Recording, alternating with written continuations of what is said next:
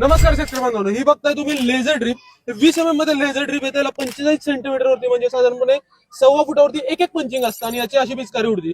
ही जर आपल्याला एवढी उडली तर 4 लिटर पर्यंत डिस्चार्ज जातो आणि जर आपण एवढी जर त्याची पिचकारी उडत असेल साधारणपणे 6 ते 8 लिटर जातं.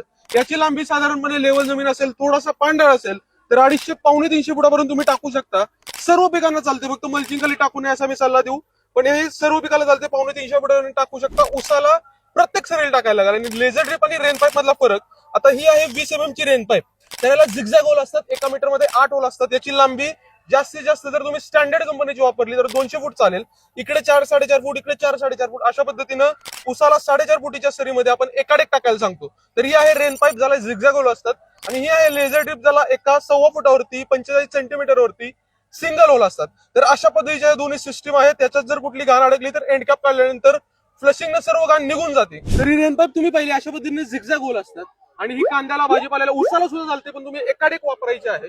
तर या लेझर ड्रिप आणि रेन पाईप विषयी तुम्हाला कोणतीही माहिती हवी असेल तर कमेंट करा. लेझर त्याची सर्व माहिती तुम्हाला येऊन जाईल. आणि महाराष्ट्रामध्ये, भारतामध्ये कुठेही मागवायचं असेल तर दिलेल्या नंबरला नक्कीच कॉन्टॅक्ट करा.